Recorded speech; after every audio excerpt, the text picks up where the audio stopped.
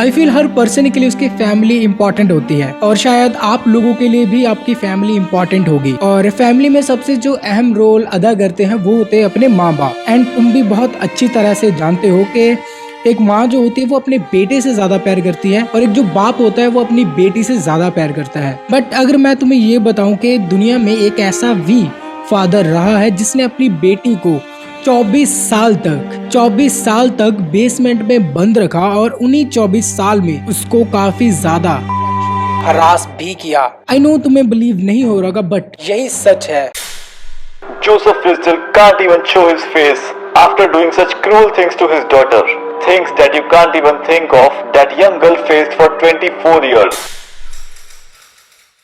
Joseph फ्रिज़ल और उसकी wife rosemary, इनको टोटल 7 बच्चे थे। सो जोसेफ फ्रिज़ल अपने एरिया में काफी ज्यादा अमीर इंसान था, काफी फेमस था और काफी रिस्पेक्टेड इंसान था क्योंकि ये एक इंजीनियर था और साथ ही इसका रियल एस्टेट का बिजनेस था और दो फैक्ट्रीज भी थी। तो पैसे की कमी तो इसके पास नहीं थी, लेकिन बाकी जो इसके एरिया में रहते थे उन फैमिलीज को ये लगता था कि जोसेफ की फैमिली कितनी ज्यादा खुश है, कितनी अच्छी है, कितना मिलजुल के रहती है। लेकिन उन्हें नहीं पता था कि अंदर खाते इनकी फैमिली में आखिरकार चल क्या रहा है, क्योंकि जोसेफ और अलीसा, इसकी जो बेटी थी, ये दोनों लड़ते झगड़ते रहते थे। तो एक दिन अलीसा इस झगड़े से तंग आकर घर छोड़कर चली जाती है और एक लेटर भी लिख के जाती है कि वो ये घर छोड़कर जा रही है और वो कहीं दूर जाएगी और उसने एक तांत्रिक वारा का ग्रुप ज्वाइन कर लिया है, कोई कल्ट ग्रुप ज्वाइन कर लिया है, तो वो वहाँ पे रह रही है। ये कहना था उसके फादर का, जोसेफ का। जोसेफ ने जो भी कहानी रोजमेरी को बताई, उसने आंख बंद कर उसकी बात को मान लिया कि अलीसा कुछ ऐसी जगह पे चली गई है और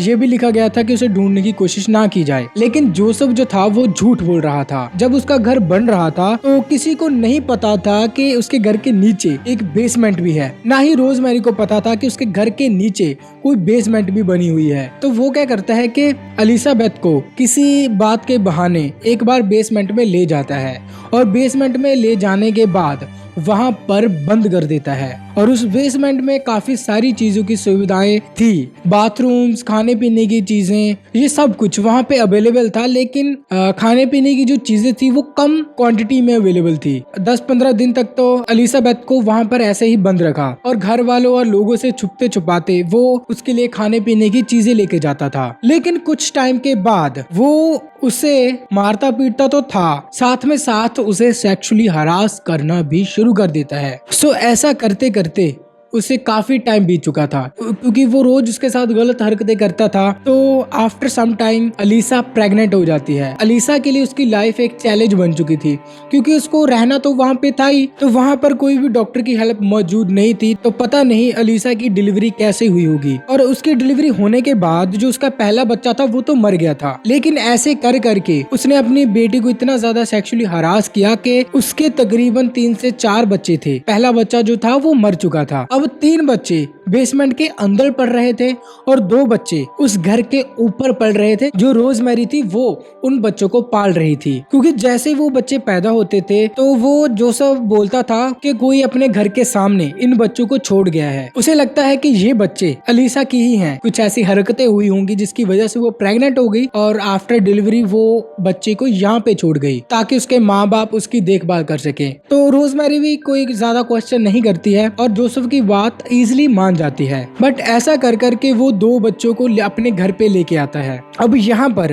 अलीसा की लाइफ बेसमेंट तक ही सीमित थी। वो 11 साल की थी जब उसे उस बेसमेंट में बंद कर दिया गया था। अब वो करीबन 3 बच्चों की माँ बन चुकी थी और इस बेसमेंट में बंद हुए तकरीबन 22 से 23 साल हो चुके थे। नीचे बेसमेंट में रह रहे 3 बच्चों ने तो बाहर की दुनिया देखी ही नहीं थी कि रोशनी क्या चीज होती है, कि नेचर क्या चीज होती है, ये सब कुछ उनको तो पता ही नहीं था। तो अभी जोसेफ का कॉन्फिडेंस इतना ज्यादा बढ़ गया था कि वो उस बेसमेंट को बंद करके 4-5 दिनों के लिए बाहर घूमने जाया करता था। जैसा कि आप लोग इन वीडियोस में देख सकते हो, जब वो बेसमेंट बन रही थी तो वहाँ पर जाना किसी को अलाउड नहीं था और जब वो बन चुकी तो वहाँ पर जाएगा ही कौन, क्योंकि किसी को उसका रास्ता नहीं पता। सिर्फ और सिर्फ जोसेफ को ही पता है कि उस बेसमेंट में कहाँ से एंटर करते हैं और कहाँ से एग्जिट होता है। लेकिन ऐसे करते करते काफी ज्यादा टाइम बीत जाता है और आफ्टर सम टाइम अलीसा का एक बच्चा बीमार हो जाता है। वो इतना ज्यादा बीमार हो जाता है कि एलिसा जोसेफ की काफी ज्यादा मिन्नतें करती है, उसके पैर पकड़ती है। जोसेफ एक बार तो उस बच्चे को हॉस्पिटल में लेके जाने के लिए मान जाता है और बोलता है कि बच्चे को वो हॉस्पिटल लेके जाएगा और एलिसा इसी बेसमेंट में रहेगी। तो ऐसा ही होता है, एलिसा वहाँ पर रहती है। जोसेफ उस बच्चे को लेकर हॉस्पिटल में जाता है और हॉस्पिटल में वो अजीब ही कहानी बताता है। वो बताता है कि उसे ये बच्चा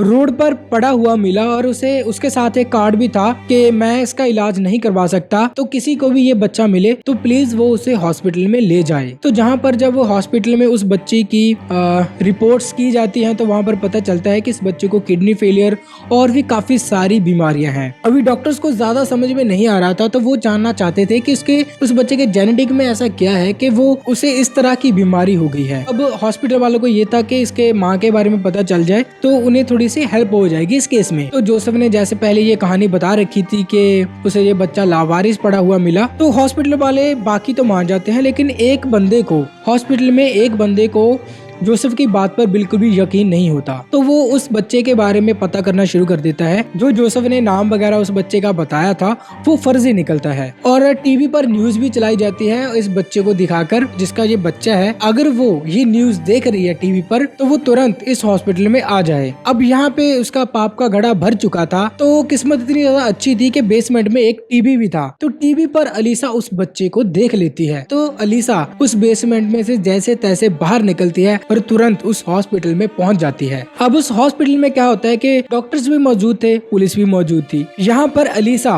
पुलिस को अपनी सारी कहानी बताती है कि वो 24 साल तक उस बेसमेंट में बंद रही और उसके ही फादर ने उसे 24 साल तक सेक्सुअली हरास किया और उसकी जिंदगी के 24 साल बर्बाद कर दिए। पहले तो पुलिस वालों को सुनने में ये स्टोरी किसी मूवी की स्टोरी लगी और एलिजाबेथ पर यकीन नहीं किया, लेकिन जैसे ही वो अपने घर की बेसमेंट में उन पुलिस वालों को लेकर जाती है तो उन्हें भी यकीन हो जाता है कि हाँ वाकई ही इस लड़की के साथ कुछ तो गलत हुआ है। लेकिन जोसेफ जो था वो अपनी गलती नहीं मानता। आफ्टर सम टाइम जो जोसेफ था वो एक बुक पब्लिश करता है जिसमें वो अपनी क्लियरेंस देता है कि उसने ऐसा कुछ भी नहीं किया, उसके ऊपर आरोप लगाया जा रहा है। एलिसा ने घर छोड़ने के बाद कोई ग्रुप ज्वाइन कर लिया था, वहाँ पर वो बच्चे पैदा हुए थे और वो अपने बच्चों को यहाँ पर छोड़ गई थी। सीधी सी बात है कि वो अपनी इमेज क्लीन करने की कोशिश कर रहा था, लेकिन कोर्ट में ऐसा नहीं हुआ। उसे सख्त सजा सुनाई गई और अलीसा अब अपनी जिंदगी काफी अच्छे से जी रही है। तो आज सर बहुत दर्द कर रहा था लेकिन फिर भी वीडियो रिकॉर्ड की। सो अगर आप लोगों को ऐसी और स्टोरी सुननी है तो चैनल को सब्सक्राइब करना, वीडियो को लाइक करना, शेयर करना।